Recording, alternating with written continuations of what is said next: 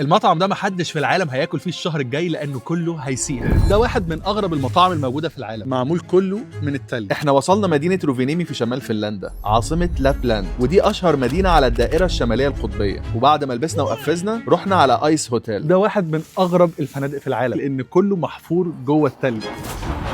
بص السرير، جسم السرير عامل ازاي. تخيل ان انت تبقى نايم على سرير محفور بالتلج جوه اوضه من التلج. كويسين والله، حاطين فروه. هل ممكن تيجوا تباتوا هنا؟ حرفيا هتنام جوه الفريزر. ولو مش هتناموا في الاوتيل تقدروا تاكلوا في مطعم التلج اللي درجة الحرارة جواه بتكون -6.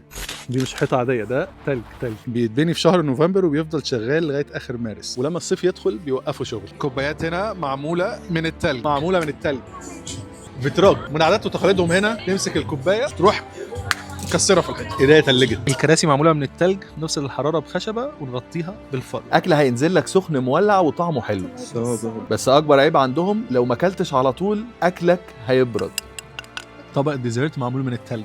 بمناسبة ان احنا عدينا مؤخرا نص مليون متابع على انستجرام، دي جيف اواي حد فيكم هيكسبها. كل اللي عليكم تعملوه تتاكدوا انكم عاملين لي فولو على انستجرام، كومنت وشير للفيديو ده، وهختار حد عشوائي من كومنتات انستجرام.